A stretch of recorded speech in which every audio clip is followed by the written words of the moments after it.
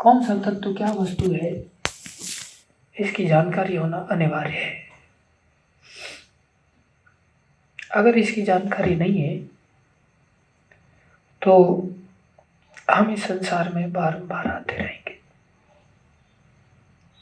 भगवान ने भी अन्य जगह कहा, जन्म कर्म च मे दिव्यम एवं यो वेति तत्वतः त्यक्त्वा देहं पुनर्जन्म नैति मामेति सो अर्जुन। एक तत्व है जिसे भगवत तत्व कहते हैं। भगवान का वो तत्व, उसे कोई अगर जान लेता है तो भगवत तत्व को जानने मात्र से उसको इस संसार में पुनर्जन्म नहीं लेना पड़ता। लेकिन केवल भगवत तत्व को जानने के लिए उसको संसार की आसक्ति का त्याग करना पड़ेगा। अगर वो संसार की आसक्ति में लगा रहेगा तो भगवत तत्व समझ में नहीं आएगा। कैसे नहीं आएगा? क्योंकि जिस चित्त को वो भगवान के तत्व को जानने में लगाएगा, वो संसार की आसक्ति के कारण उसका वो चित्त उस तत्व को जानने में लगेगा ही नहीं। जैसे भगवान ने कहा, भोगैश्वर्य प्रसक्तानां तया अपहर्त चेतसां व्यवसायात्मिका बुद्धि समाधौ न विधीयते।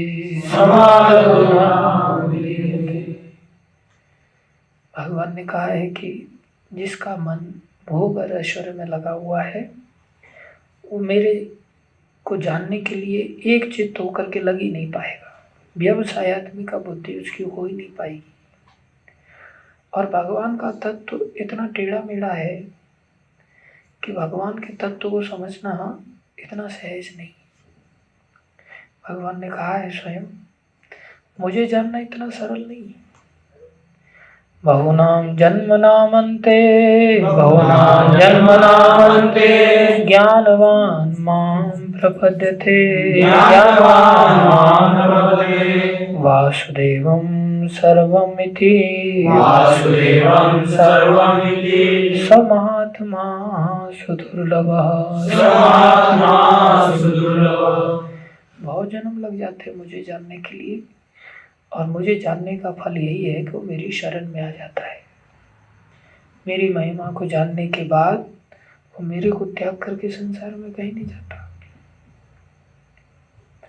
अनेकों भक्तों की जीवन चरित्र है इन संदर्भों में। जैसे राजा मानसिंह कुंभन दास जी के पास गए। कुंभन दास जी भगवान के तत्व को जानते थे, भक्त थे। उनकी गोद में भगवान आके बैठ जाया करते थे। तो वो बैठे हुए थे, भगवान आकर के बोले, मेरे को तुमसे जरूरी बात करनी। तो बोले, बोलो कन्हैया, क्या कहना चाहते हैं? इतनी देर में राजा मानसिंह आ गए और उनको देख के भगवान अप्रकट हो गए। तो भगवान अप्रकट हो गए तो राजा मानसिंह, लंबी वार्ता है। राजा मानसिंह ने उन्हें बहुत कुछ देने का प्रयास किया, लेकिन उन्होंने सब कुछ अस्वीकार कर दिया। मन में सोचते रहे, ये पता नहीं कहाँ से आके मर गया। भगवान आकर के गोद में बैठे थे, न जाने कौन सी जरूरी बात कहना चाहते थे, ये बीच में आ गया। और आखिरी में जब उन्होंने सब कुछ लेने से अस्वीकार कर दिया तो उन्होंने कहा कि कुछ तो बताओ, मैं आपकी क्या सेवा कर सकता हूँ, कुछ तो आज्ञा दो। बोले, एक ही आज्ञा है, अब दोबारा कभी मत आना, दोबारा कभी मत आना, यही आज्ञा है। इतने गरीब थे कुंभन दास जी कि उनको तिलक लगाने के लिए शीशा नहीं था। पानी के प्रतिबिंब में देख करके तिलक लगाया करते थे, ऐसी गरीबी थी। तो उन्हें बड़ा रत्नों से जड़ित वो शीशा देना चाहता था। उनको बैठने के लिए नीचे आसन नहीं था, गाय वगैरह के लिए जो घास आती थी उसी को बिछा करके बैठ जाते थे। देखो आसन का कितना महिमा है। आसन बहुत जरूरी है भजन करने के लिए, जप करने के लिए, प्रसाद पाने के लिए, अर्चन करने के लिए। ये आसन बहुत जरूरी है। उनके पास आसन नहीं था तो बिना आसन के बैठ सकते थे, लेकिन वो गाय को जो घास डालते हैं उस घास को बिछा करके उसके ऊपर बैठते थे। आसन का महत्व है। तो उसने बड़ा सुंदर आसन भी देना चाहा, लेकिन उन्होंने आसन भी नहीं लिया, कुछ भी नहीं लिया। खाली ये कहा कि दोबारा मत आना। और हम ऐसे लोगों को, सेठों को, बड़े बड़े लोगों को चाहते हैं, इनको बुला के लाते हैं, शायद कुछ दान दक्षिणा देगा। हम इनको बुलाते हैं और वो उनको मना करते हैं। कितना बड़ा अंतर है। हम क्यों बुलाते हैं? क्योंकि हम भोग और ऐश्वर्य को चाहते हैं। हम आसक्त हैं भोग और ऐश्वर्य के प्रति। वो क्यों नहीं बुलाते? क्योंकि उनकी व्यवसायत्मिका बुद्धि है, वो भोग ऐश्वर्य को बिल्कुल भी नहीं चाहते, इसलिए वो बुलाते नहीं। दूसरा भी कारण है कि उनको उनसे बड़ी चीज मिली हुई है। तो मन में सोच रहे थे कब जाए कब जाए। आखिरकार उन्होंने सब फटाफट मना कर दिया। और जब उसने पूछा कुछ तो सेवा बताओ, तो बोले दोबारा कभी मत आना, यही सेवा है। और वो चला गया। इतनी देर में फिर वो भगवान का ध्यान करते हुए भगवान आके गोद में बैठ गए। बोलो कृष्ण, क्या जरूरी बात कहने वाले थे आप? वो पता नहीं दुष्ट कहाँ से आ गया। क्या कहना चाहते थे? बोले मैं यही कहना चाहता था कि राजा आ रहा है मान सिंह, वो कुछ देना चाहे तो उसे ले लेना। यही जरूरी बात थी। लेकिन अब क्या फायदा कहने से, तुमने लिया ही नहीं। क्यों नहीं लिया तुमने? बोले प्रभु आपका अपमान नहीं करना चाहता मैं, कि आप अनंत कोटि ब्रह्मांड के नायक हैं। एक ब्रह्मांड को भी नाप माना कठिन है। अनंत ब्रह्मांडों के आप स्वामी हैं और मैं आपका दास होकर के इस तुच्छ व्यक्ति से मांग करके आपका अपमान नहीं करना चाहता था। ऐसे पक्के भक्त होते हैं। लेकिन जो भगवान के तत्व को जानता है, जैसे कुंभन दास जी इस भगवत तत्व को जानते हैं, तो संसार में किसी के सामने नहीं गिड़गिड़ाते। और इनको जानना इतना सहज नहीं है। अनेकों जन्म लग जाते हैं। व्यवसायत्मिका बुद्धि चाहिए। अगर हमारा वन पॉइंटेड बुद्धि नहीं है, तब तक हम भगवान को नहीं समझ सकते। तो भगवान को क्यों नहीं समझ पाते? क्योंकि हमारी भोग और ऐश्वर्य में क्या है? आसक्ति है। आसक्ति मन को लगने नहीं देती। अगर आसक्ति नहीं हो तो हम इस आसक्ति से दूर रह करके अनेकों कष्टों को सहन करके अपना भजन करते रहेंगे। लेकिन हमें कष्ट भी सताते क्योंकि शरीर से आसक्ति है, और विषय भोग भी सताते क्योंकि उनसे भी आसक्ति है। तो ये सब क्यों है?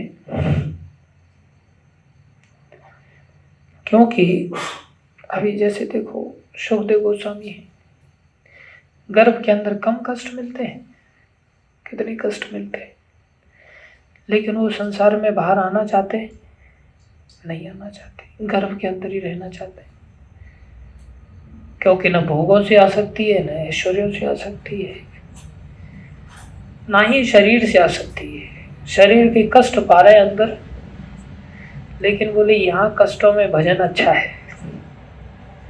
और हम शारीरिक सुविधा के अनुसार अपना भजन साधन देखते हैं। तो जो भजन साधन है वास्तविक भजन साधन नहीं होता, वो तो शारीरिक आसक्ति का पोषण करते हुए हम चलते हैं।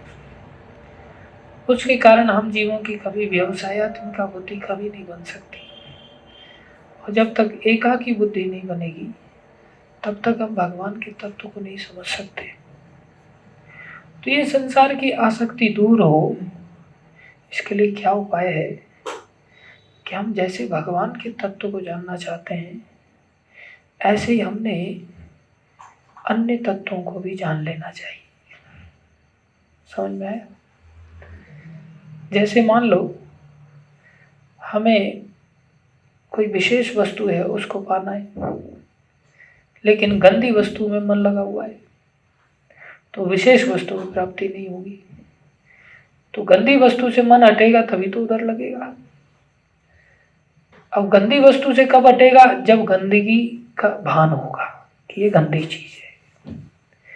जब तक गंदी चीज अच्छी लगेगी तब तक हम उसका त्याग नहीं कर सकते। इसलिए सूअर को जब तक ये पता नहीं चलेगा कि ये गंदा है, ये विष्ठा है, ये कीचड़ है, तब तक वो हलवा पूड़ी खाएगा नहीं खाएगा। तो सूअर को अगर विष्ठा के तत्व का ज्ञान कराया जाए तो क्या हो सकता है?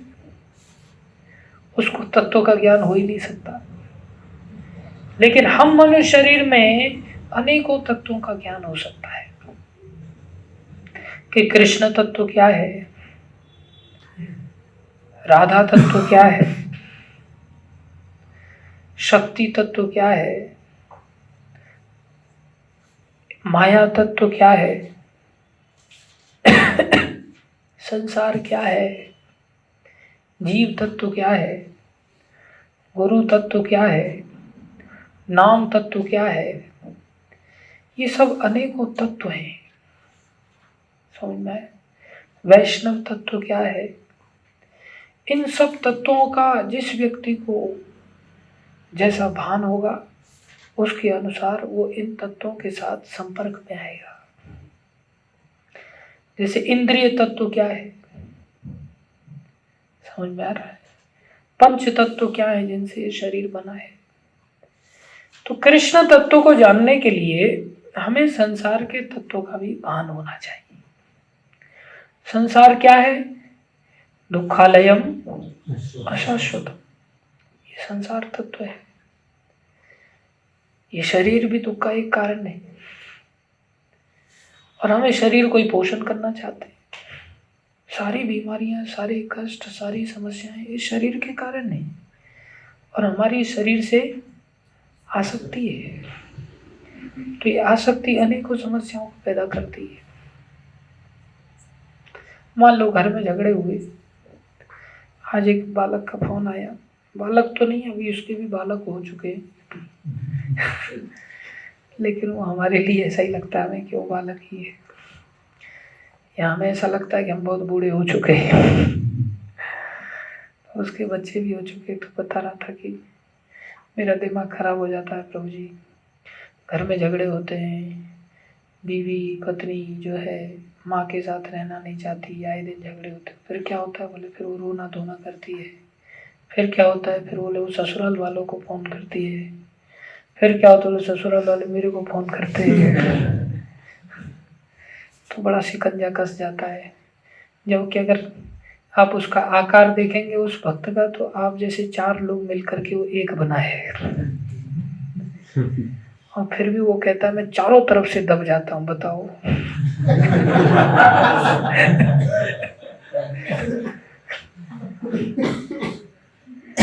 ये तो उस भक्त का अनुभव बता रहा हूँ मैं आपको, जिसके लिए हमने वृंदावन परिक्रमा में उसके लिए अकेले के लिए 45 मिनट बस रोक के रखी, क्योंकि जब इतना भारी है तो गोवर्धन की परिक्रमा में कितना लेट पहुंचेगा। वो सबसे पीछे चल के आ रहा था और वो कहता है कि मैं चारों तरफ से दब जाता हूँ।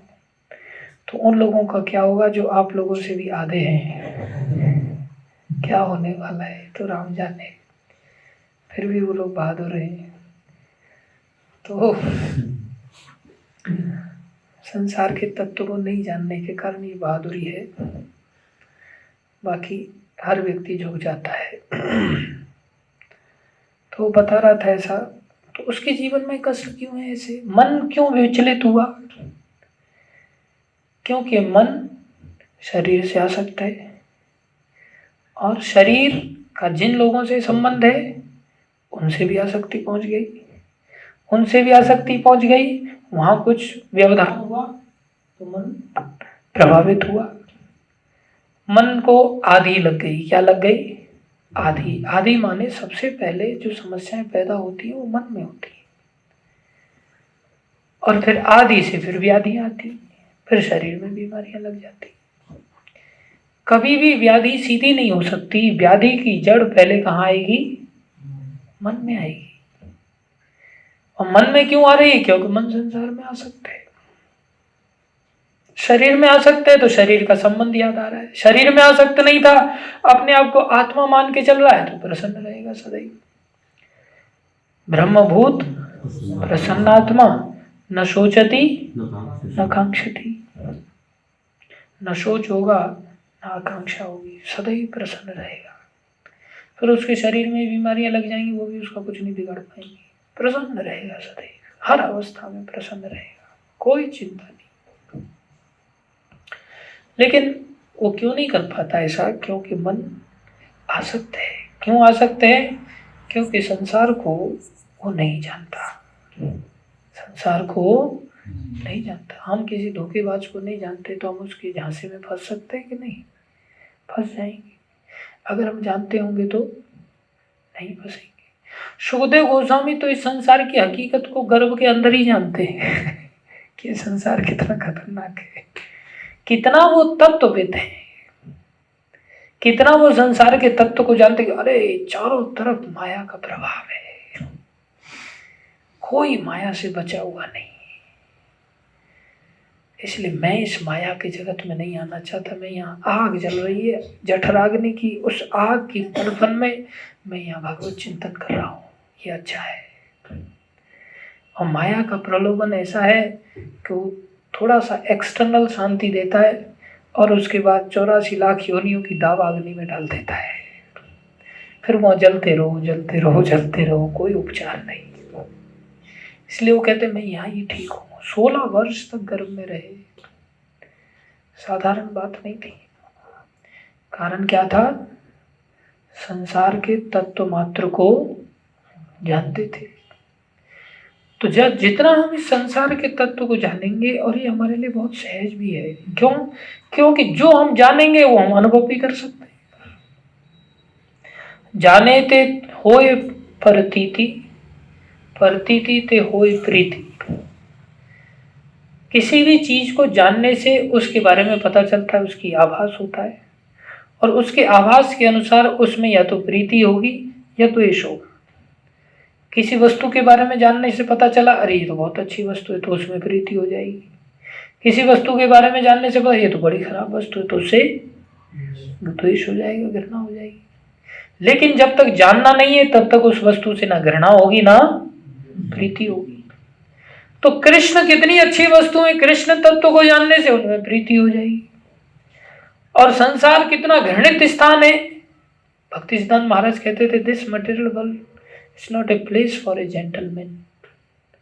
ये जेंटल आदमी के लिए संसार अच्छा स्थान नहीं है, ये सुअरों के लिए अच्छा स्थान नहीं।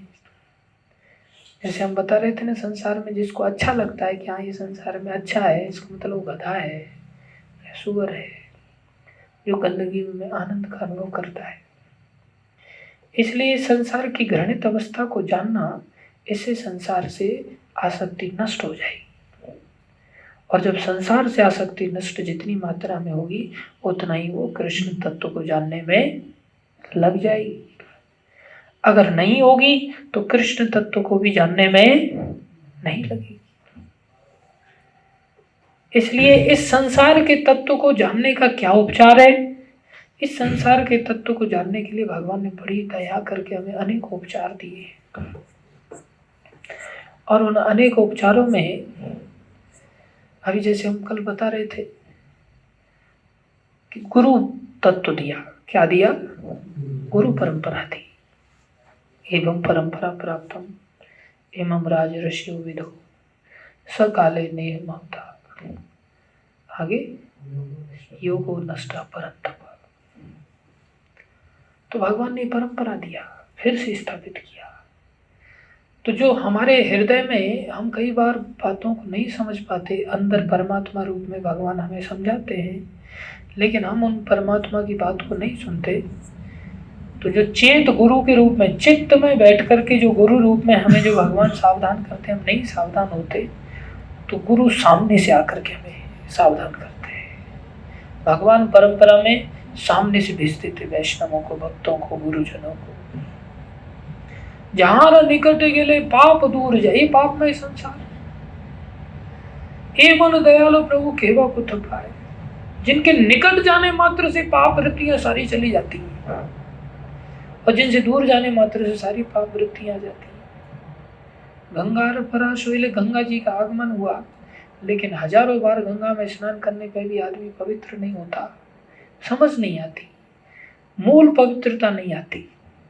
लेकिन दर्शने पवित्र को रे तुम्हार गुण, तो ये भगवत दया है जो वैष्णवों के माध्यम से, गुरुजनों के माध्यम से हमें सामने से मिलती है और हमें टोकती है।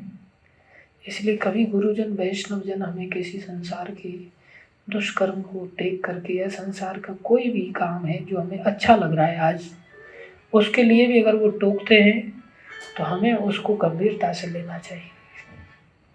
हमारी अज्ञानता में वो कार्य, हमारी आसक्ति में वो कार्य हमें अच्छा लग रहा है। जिस तरह से कोई संतान है, तो संतान जब झगड़ा करके आती है तो माता पिता को अपनी संतान की कभी गलती दिखाई नहीं देती। चाहे अपनी संतान की गलती है फिर भी दिखाई नहीं देती। क्यों? क्योंकि उस संतान में आसक्ति है। आसक्ति आदमी को अंधा बना देती है। इसलिए हम भोगों में आ सकते हैं, हम संसारी क्रियाओं में आ सकते हैं। इसलिए वो कार्य गलत है या सही है, हमें इसकी जानकारी नहीं रहती और हम उसमें फंस जाते हैं। हाँ, जिन कार्यों में हम आसक्त नहीं है, उन कार्यों को जो भक्त टोकते हैं तो हम भक्तों का सम्मान कर लेते हैं। लेकिन जिन कार्यों में हमारी आसक्ति है, वो समझ में नहीं आता कि ये बुरा कैसे है।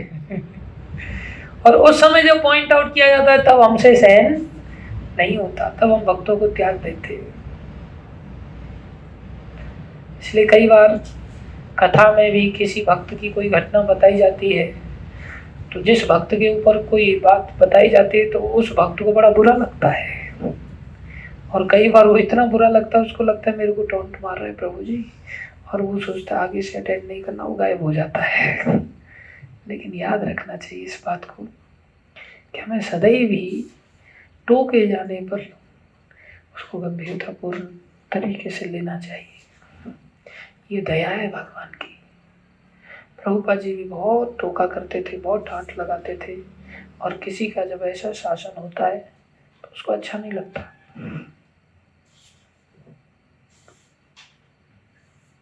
तमाल कृष्ण महाराज ने अपनी डायरी में लिखा कि to be with Prabhupada it is very difficult. Prabhupada के साथ रहना ये बहुत कठिन काम है। इतने स्ट्रिक्ट थे प्रभुपाद। प्रभुपाद जी को एक बार गुरु महाराज ने पूछा कि प्रभुपाद जब आप हमें डांट लगाते तो हमें कैसा सोचना चाहिए? प्रभुपाद जी ने कहा तुम्हें हंसना चाहिए। बोले ये तो उपहास हो जाएगा। बोले नहीं, हृदय से प्रसन्न होना चाहिए। ऐसे कैसे आप डांट लगा रहे, हम तो दुखी हो जाते हैं। बोले नहीं, ऐसा सोचना चाहिए संसार में कितने सारे लोग हैं, कौन किसको समझाने वाला है, कोई किसी को अच्छी बात बताने वाला नहीं। हम भाग्यशाली हैं कि हमें कोई अच्छी बात बताने वाला निस्वार्थ भाव से मिला तो सही। होना चाहिए लेकिन निस्वार्थ भाव से बताने वाला, जिसमें उसका व्यक्तिगत कोई स्वार्थ नहीं होना चाहिए। वही सच्चे गुरु की पहचान है। तो बोले इसलिए तुम्हें हंसना चाहिए। हमें भी इस बात का सदैव ध्यान रखना चाहिए, लेकिन ये ध्यान रखना बहुत कठिन काम है। कोई अपना सुधार नहीं करना चाहता, दूसरों का सुधार करना चाहता है। स्वयं वो खुद का सुधार नहीं करना चाहता, स्वयं गुरु बनकर के दूसरों का सुधार करना चाहता है। चाहे गुरु का क्वालिफिकेशन है या नहीं है, लेकिन ये बहुत बड़ी बीमारी है। इसलिए गुरु बनकर के भगवान दया करके स्वयं गुरु बनते हैं। भागवत में भी वर्णन आता है कि जो संसार से विरक्त करके कृष्ण तत्व की शिक्षा देता है, उसने कहा कि जे कृष्ण तत्ववेता से ही गुरु होए। और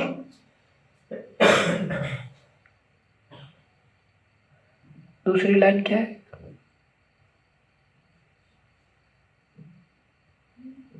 हाँ, याद है किसी को?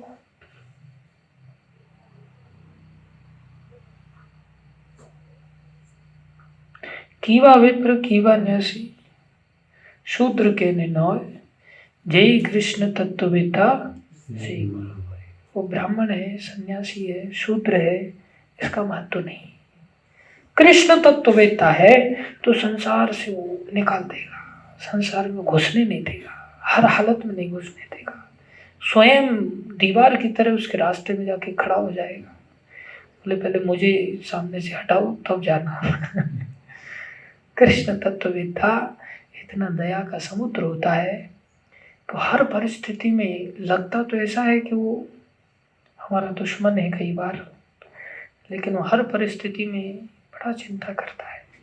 कृष्ण तत्ववेता की ये पहचान है। वो संसार में, दुखदायक संसार में किसी को क्यों जाने देगा।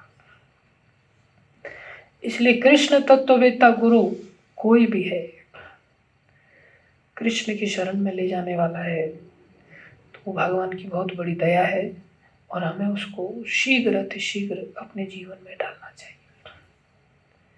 और जो ले लेता है वो संसार के तत्व का ज्ञान करा देता है, तो संसार से हमें घृणा हो जाती है।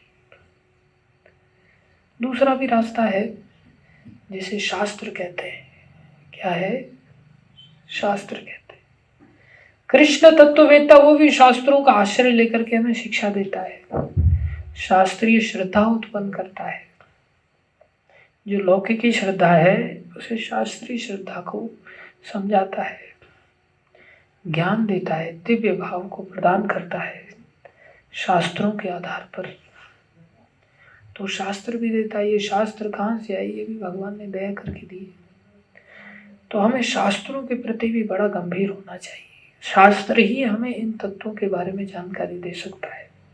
अगर हम संसार में इस आध्यात्मिक शास्त्र को छोड़ करके संसार की व्यर्थ की बातों को पढ़ते हैं, सुनते हैं, लिखते हैं, उसमें श्रम एव ही केवलम, केवल हमारे श्रम का अपव्यय है, केवल मेहनत है, कुछ नहीं। थोथा चना है, भ्रम ऐसा है कि इसमें से कुछ निकलेगा, लेकिन कूटते कूटते जब जीवन समाप्त हो जाएगा तब पता चलेगा कि इसमें तो कुछ भी नहीं था। इसलिए हमें शास्त्रों के प्रति भी बड़ा सतर्क होना चाहिए। ये भी भगवान की बहुत बड़ा वरदान है, दया है। गीता है, भागवत है, पुराण है, वेद है, ये सभी शास्त्रों के रूप में हमारे ऊपर भगवान की बहुत बड़ी कृपा है। शास्त्र ही भगवान का ही श्वास है। महावाक्य कहते हैं इनको, आमनाय कहते हैं, जो किसी अपौरुषेय कहते हैं, किसी व्यक्ति विशेष के द्वारा नहीं दिया गया। ये साक्षात भगवान का वाक्य है।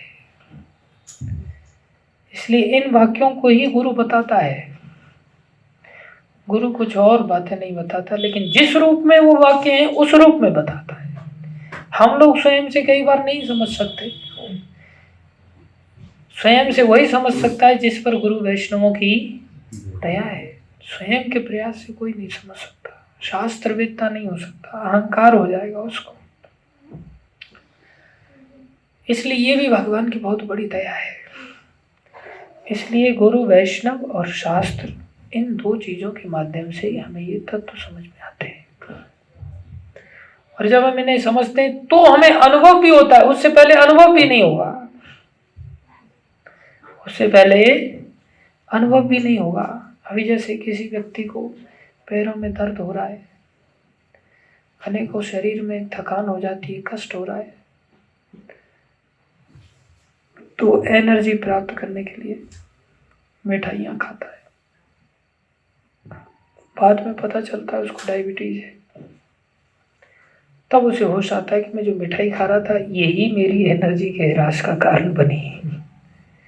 तो वो कैसे पता चला? किसी वैद्य के माध्यम से ना।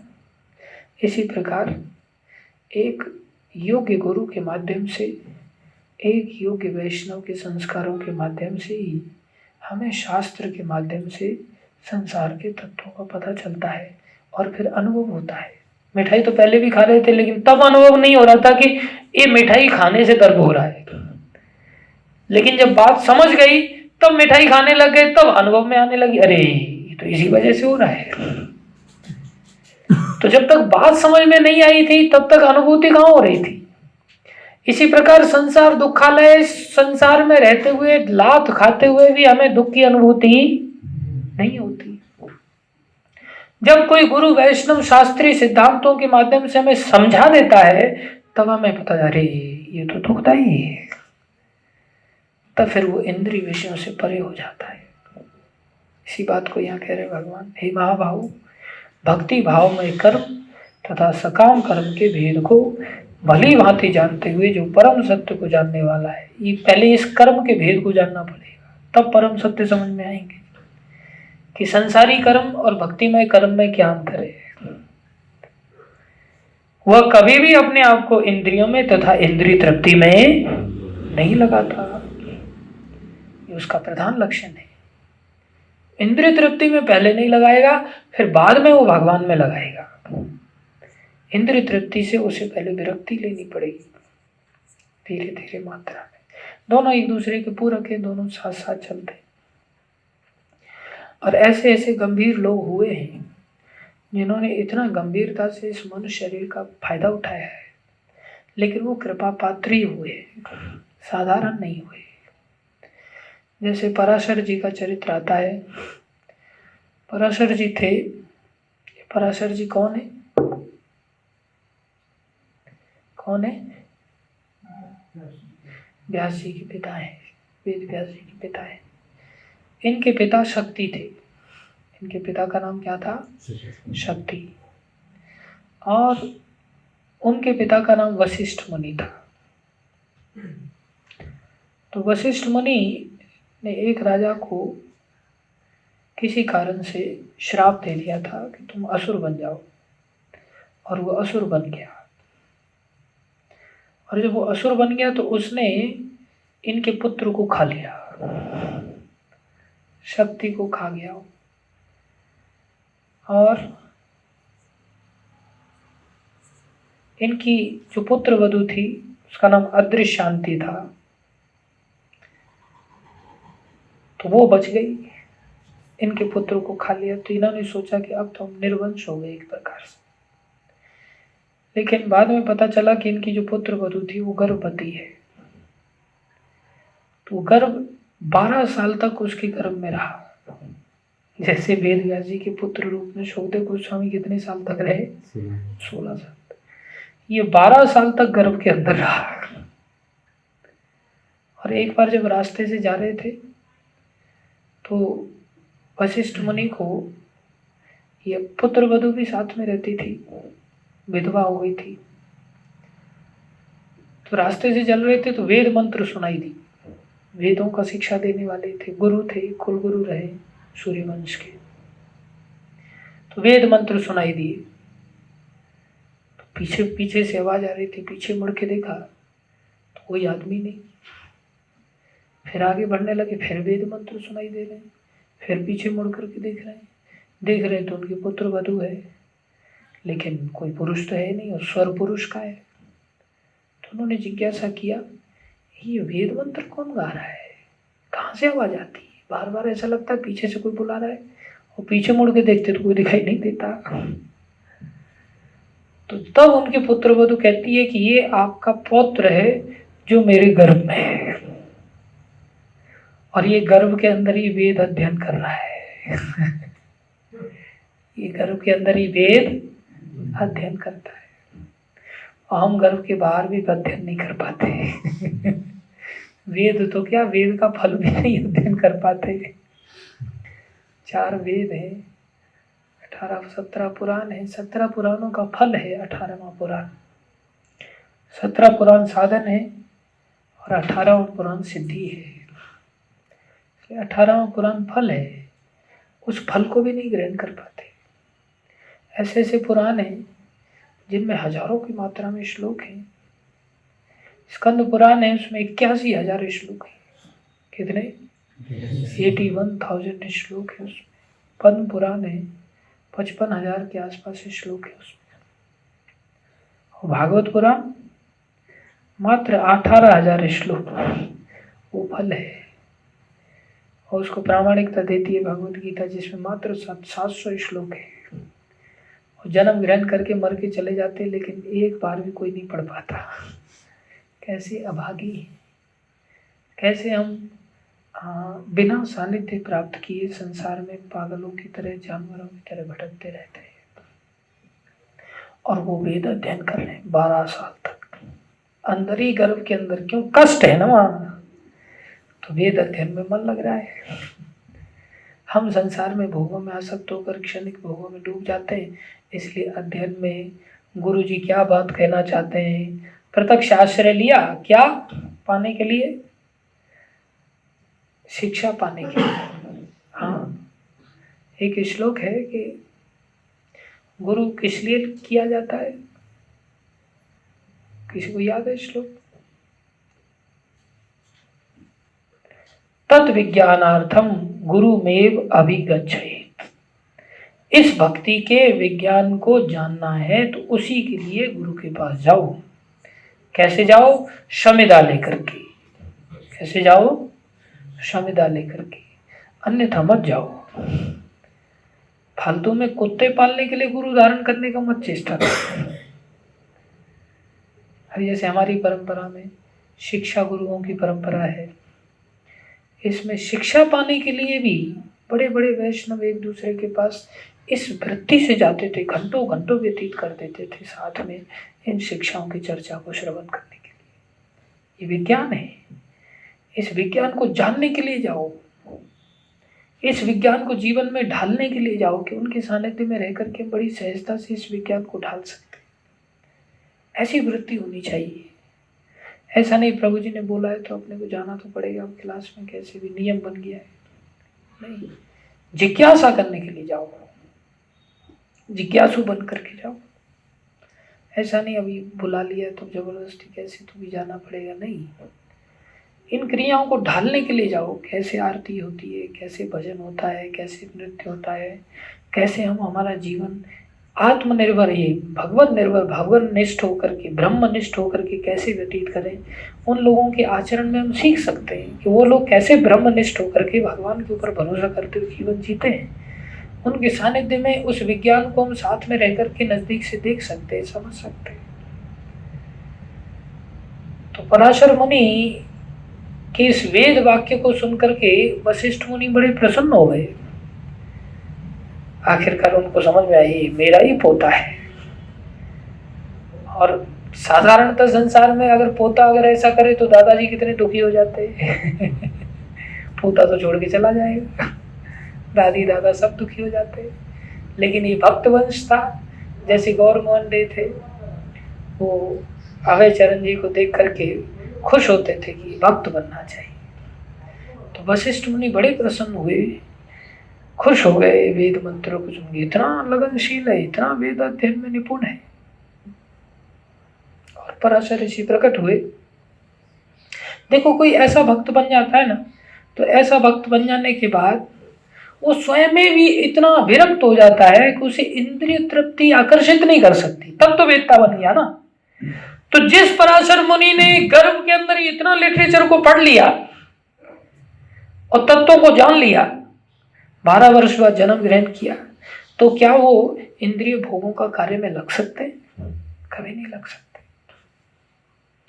वशिष्ठ मुनि का कृपा पात्र है। वेद अध्ययन स्वयं से नहीं कर रहे हैं, वशिष्ठ मुनि के संस्कार उनके अंदर है, इसलिए उन संस्कारों से वेदों को ग्रहण करना। अब जिसके अंदर बनिया के संस्कार हैं वो फिर धंधे को लेकर के तीर्थ यात्रा करता है। एक बूढ़ा व्यक्ति था, सेठ था, तो जीवन में कभी तीर्थ यात्रा में कहीं निकला नहीं। तो उसके पुत्रों ने कहा कि भाई इनका कल्याण कैसे होगा, क्या होगा। तो एक ब्राह्मण तीर्थ यात्रा के लिए जा रहा था। उन लोग तो समझा समझा के थक गए, लेकिन वो समझ ही नहीं रहा था। आखिरकार एक ब्राह्मण के साथ उन्होंने उसको भेज दिया, आप जाओ तो सही, इसके साथ हम सब धंधा संभाल लेंगे, आप चिंता मत करो। वो चल पड़ा उनके साथ और घूमते घूमते घूमते घूमते कई सारी जगह पर वो भी ब्राह्मण परेशान हो गया, अरे यार इसने पका दिया मेरे को, जब देखो तब रात को भी नोट दाल चीनी इन सब चीज़ों के बारे में बड़बड़ाता है। भगवत चर्चा भगवत कथा तो इसके दिमाग में कभी घुसती नहीं। तुम लोग ले जाओ इसको यहाँ से। बोले नहीं नहीं, तू प्रयास कर, थोड़ा सफलता मिलेगी, लगा रहे। तो बेचारा लगा रहा। आखिरकार वो परेशान होकर के वाराणसी ले गया।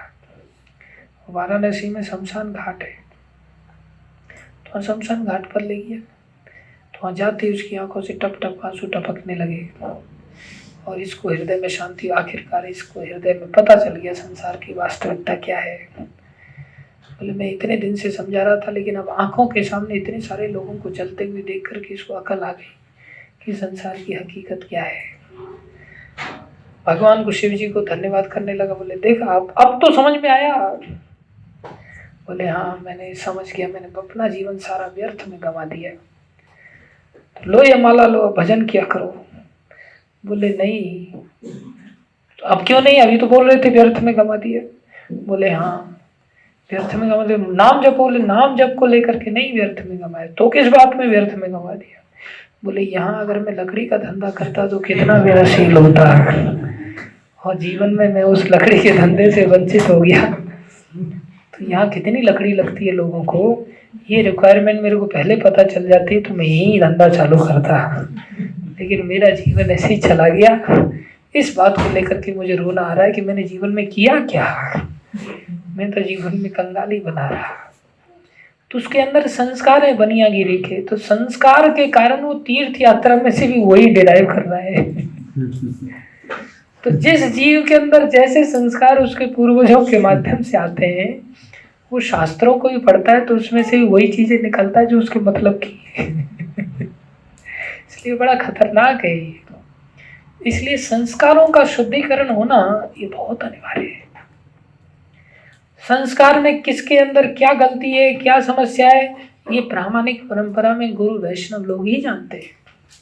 और वो गुरु वैष्णव लोग उसे बड़ी अच्छी तरह से, जिस प्रकार से कुम्हार मटके को बनाता है, मिट्टी को ढालता है, इसी प्रकार से गुरु वैष्णवों का नित्य सानिध्य ऐसे संस्कारों को बनाता है, पुराने संस्कारों को जला देता है। और एक बार ऐसे संस्कार बन गए तो उसकी सारी क्रियाएं दिव्य हो जाती। जैसे पराशर मुनि के अंदर ऐसे संस्कार थे कि ऐसे संस्कारों से उन्होंने सारे शास्त्रों को बड़े गहन अध्ययन किया, और आगे चल करके इन्होंने बड़ी सुंदर संहिता भी बनाई, पराशर संहिता। उस संहिता में धर्म और अधर्म का निर्णय किया और कहा ये धर्म श्रेष्ठ है, नारायण श्रेष्ठ है, नारायण की भक्ति ही जो धर्म है वही सर्वश्रेष्ठ है, बाकी सब निकृष्ट है, बाकी सब अधर्म है।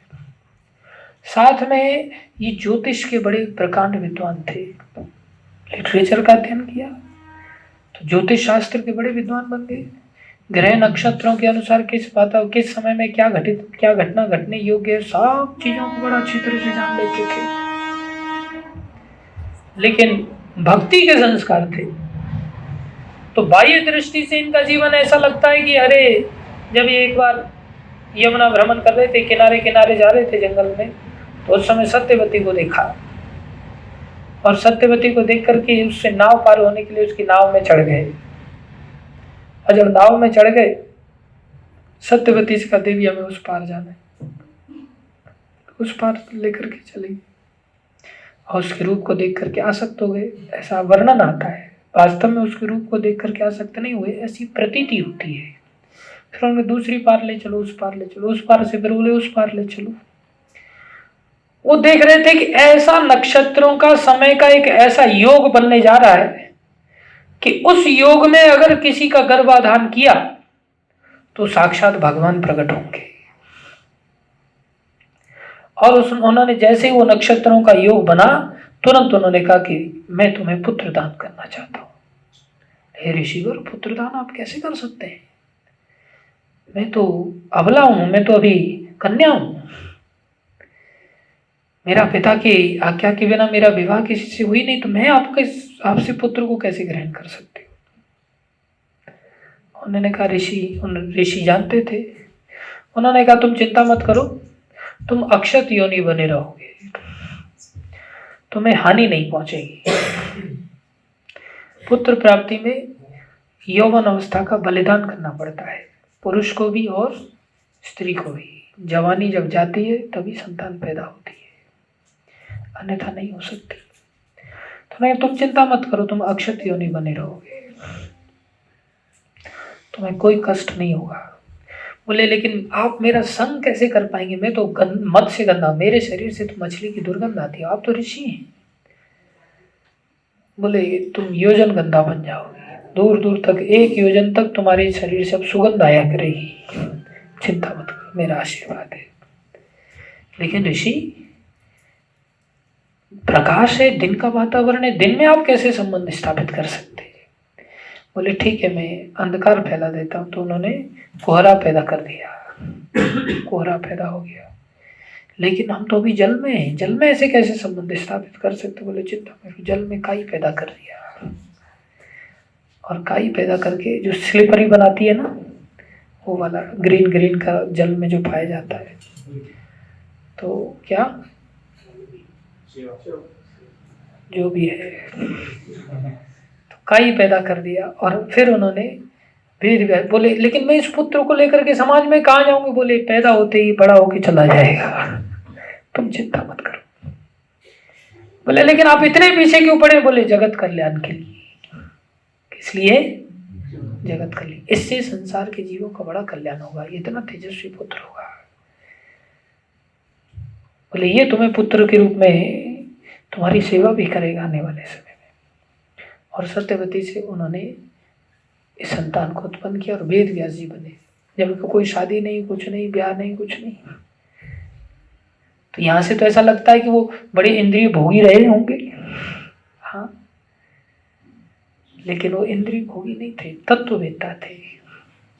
तो जो तत्ववेत्ता होता है वो अगर इंद्रिय भोगी भी दिखाई देता है हम जैसे दुष्टों को, लेकिन वो वास्तव में इंद्रिय भोगी हो ही नहीं सकता। वो क्यों भगवान यहाँ कह रहे हैं, वह कभी भी अपने आप को इंद्रियों में तथा इंद्रिय तृप्ति में नहीं लगाता, जो तत्ववेत्ता है।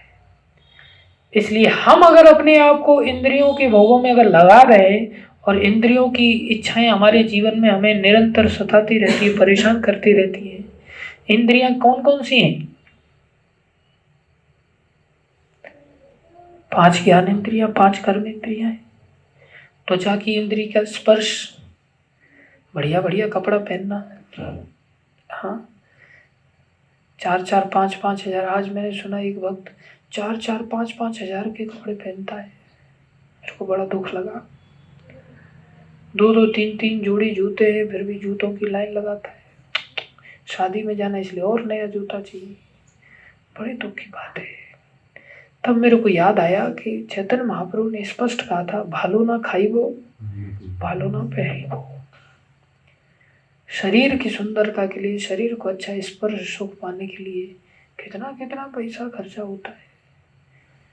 बढ़िया बढ़िया खाने के लिए कितना बढ़िया बढ़िया पैसा खर्चा करती है पब्लिक, और वही कपड़ा ही पहनना है, शरीर को ही ढकना है। हाँ, 1100 रुपये मीटर का कपड़ा, कितना?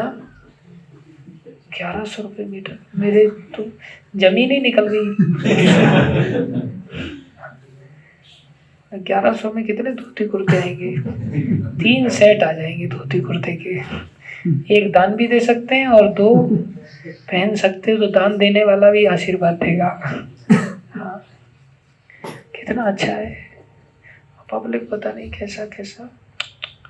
भक्ति मार्ग में ये इंद्रिय तृप्ति दर्शाती है कि हम वास्तव में भक्ति मार्ग में नहीं है, तत्ववेत्ता नहीं है। लेकिन पैसा आ रहा है, दुनिया भर का था पैसा आ रहा है, कुल आ रहा है, पैसा आदमी फेंक रहा है इधर से उधर पागलों की तरह। शर्म आनी चाहिए। एक एक रुपए को बचाना का प्रयास करें। 1 रुपया भगवान की सेवा में लग सकता है, भगवान की संपत्ति है, हमें इंद्रिय भोग में लगाने का अधिकार नहीं। इसलिए गुरु अगर ऐसी बातों को समझाते हैं, वैष्णव इन बातों को समझाते हैं, तो हमें इशारे से ही समझ जाना चाहिए, इतना एक्सपर्ट होना चाहिए। सनातन गोस्वामी इतने एक्सपर्ट थे, उनको किसी ने कंबल दान में दिया था, और वो कंबल को लेकर के महाप्रभु के सामने गए, तो महाप्रभु खाली दृष्टि मात्र किए और दृष्टि से ही समझ गए कि ये कंबल बीमारी है। और जाकर के उन्होंने कंबल, एक बेचारा धोबी था, वो धोबी घाट पर फटे पुराने कपड़ों को धो धो करके सुखा रहा था, उसको भाई तेरी ये फटी हुई गोदड़ी मेरे को दे दे और मेरा ये कंबल ले ले। तो गरीब था बेचारा, महाराज क्यों मेरा उपहास उड़ाते हैं आप, क्यों मेरे को चिढ़ा रहे हो? अरे भाई मैं चिढ़ा नहीं रहा हूँ, मैं सच कह रहा हूँ, तुम मेरा ये कंबल ले लो। अरे क्यों परेशान कर रहे हैं आप, इतना कीमती कंबल कहीं आप मेरे को देने वाले हैं? अरे भाई मैं तेरे को देने के लिए लाया हूँ, तुम्हारे पास ये फटा हुआ है इसलिए मैं तुम्हें ही दूंगा। दे दिया उन्होंने और फटा हुआ ले लिया। लेकर के चले आए चैतन्य महाप्रभु ने, गले लगा लिया, खुश हो गए महाप्रभु। ऐसा ही होना चाहिए सनातन। तो ये सब हमारे पूर्ववर्ती आचार्यों ने अपना जीवन जी करके दिखाया है। और हम बढ़िया आलीशान मकान, आलीशान दुकान, आलीशान कपड़े, बूट शूट, बढ़िया खाना पीना, एकदम स्टैंड, फटाफट फटाफट ऑर्डर इंटरनेट पे फटाक से चला जाता है। कभी ये वस्तु मंगाना, कभी वो वस्तु मंगाना। संग्रही, घोर संग्रही, घोर इंद्रिय भोगी, इंद्रियों का रात दिन चिंतन। और ये अनेकों भोग तो रोग को देने वाले, अनेकों रोग लग जाते हैं। मन शांत नहीं है, अशांत है। रात को 2 बजे घबराहट होती, फिर बड़ा बुरा हाल है। आप सब लोग अपने जीवन के लिए समझो इन बातों को, और गुरु वैष्णव के रूप में, शास्त्रों के रूप में जो हमें शिक्षा प्राप्त हो रही है, इस शिक्षा को अपने जीवन में धारण करो। किसी के ऊपर हंसने या किसी के ऊपर रोने से हमें कुछ नहीं मिलने वाला। हमें स्वयं का रोना चाहिए, स्वयं के ऊपर हंसना चाहिए और शिक्षा लेनी चाहिए। ठीक है। जगत गुरु श्री प्रभुपाद की जय, अनंत कोटि वैष्णव वृंद की जय, आप सब भक्तों की जय। हरे कृष्ण। सॉरी, यहाँ थोड़ा प्रभुपाद जी का पढ़ते हैं, 2 मिनट रुक जाओ बस।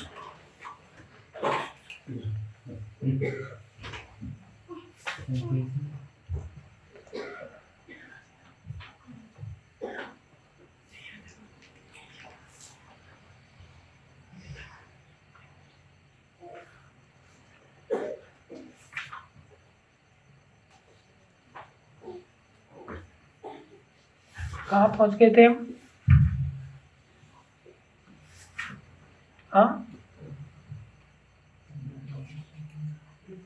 बोलो भाई।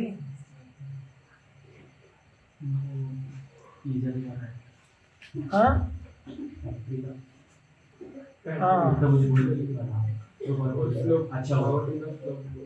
हाँ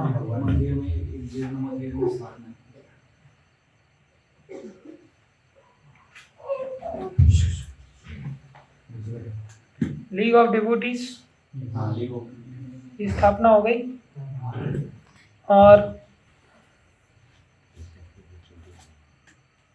प्रभुपाद जी खुश हो गए। उनके घर परिवार में जब चोरी हुई तो उसे देख करके ना, जब वे कलकत्ता स्थित अपने परिवार को देखने गए तो उन्होंने पारिवारिक जिम्मेदारियों से पूरी तरह अपना संबंध तोड़ लिया।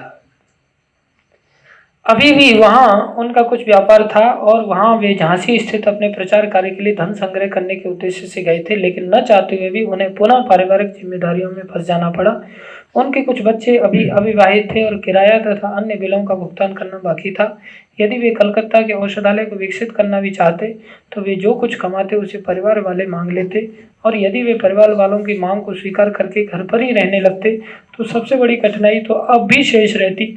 वे सब भक्ति के प्रति गंभीर नहीं थे। उन्होंने सोचा कि यदि ये लोग भक्त नहीं बन पाएंगे तो इससे क्या लाभ होगा।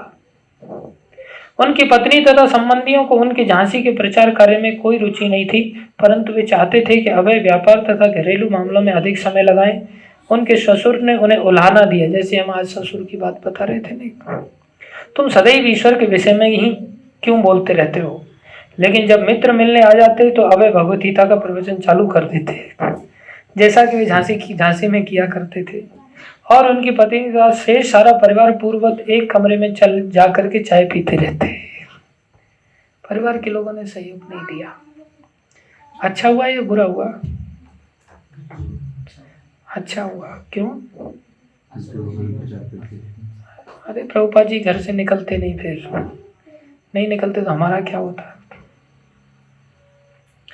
लेकिन जब मित्र मिलने आते, प्रभुपाद बाद में याद करके बताते थे, मैं अपनी पत्नी को कृष्ण भावनामृत के प्रचार कार्य में अधिक से अधिक लगाना चाहता था, लेकिन वह अत्यंत दृढ़ थी नहीं लगने के लिए। अतएव अंत तो 30 वर्ष बाद मैं यह समझ पाया, कितने साल बाद? 30 साल बाद ये समझ पाया कि वो मेरी किसी तरह मदद नहीं करेगी।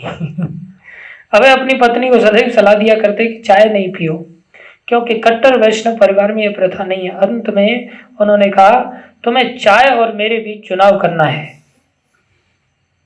या तो चाय पियो या मुझे धारण करो, या तो चाय छूटेगी या मैं जाऊंगा। अभय की पत्नी ने हंसी में कहा, तब तो मुझे अपने पति को ही छोड़ना पड़ेगा। तत्पश्चात पत्नी ने एक गंभीर त्रुटि कर दी, गलती हो गई। उन्होंने अपने पति की श्रीमद् भागवत की प्रति बेचकर चाय और बिस्कुट खरीद लिए। जब अभय घर आए और उस पवित्र ग्रंथ की खोज करने लगे तो पत्नी ने जो कुछ घटी थी उन्हें बता दी। अभय सन्न रह गए और इस घटना के कारण उन्हें परिवार को सदा के लिए त्यागने के लिए बाध्य होना पड़ा। नितांत संकल्प की मुद्रा में उन्होंने अपना परिवार तथा व्यापार छोड़ दिया। श्रील प्रभुपाद की जय, आप सब भक्तों की हरे कृष्ण।